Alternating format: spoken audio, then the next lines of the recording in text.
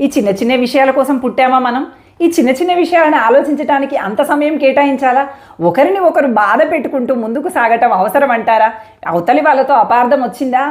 వాళ్ళతోనే మాట్లాడదాము, వాళ్ళనే అడుగుదాము, ఇది నీ వల్ల జరిగిందా అని చెప్పి ప్రశ్నిద్దాము, చేద్దాము. ఆ వ్యక్తితోనే జరిగినటువంటి సంఘటన పూర్వాపరాలని పరిశీలించుకుందాము.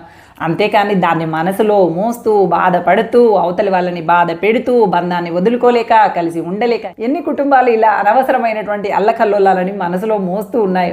మీ కుటుంబాల్లో కూడా ఇలా అలజడిని రేపేటువంటి అల్లకల్లోల పరిస్థితులని రగిల్చేటువంటి వాళ్ళు అపార్థాలకే అధిక ప్రాధాన్యతనిస్తూ దూరమైనటువంటివి మీ జీవితంలో కూడా ఉన్నాయా? అపార్థాలతో దూరమైనటువంటి బంధాలు ఎప్పటికైనా మళ్ళీ మనల్ని చేరుతాయి అనేటువంటి ఉద్దేశంతో ఈ హృదయ మందిరంలోని తలుపులను తెరిచి ఉంచండి. వాళ్ళు మన చెంతకి చేరగానే ప్రేమతో అక్కున చేర్చుకొని ఆస్వాదించండి. కాలం అన్నింటినీ మాన్పగలదు, మరికొన్నింటిని కొత్తగా సృష్టించగలదు అనేటువంటి విషయాన్ని గుర్తుపెట్టుకొని మీకంటూ ప్రత్యేకమైనటువంటి శైలితో అందరికీ ఆదర్శప్రాయమైనటువంటి జీవితాన్ని కొనసాగించండి.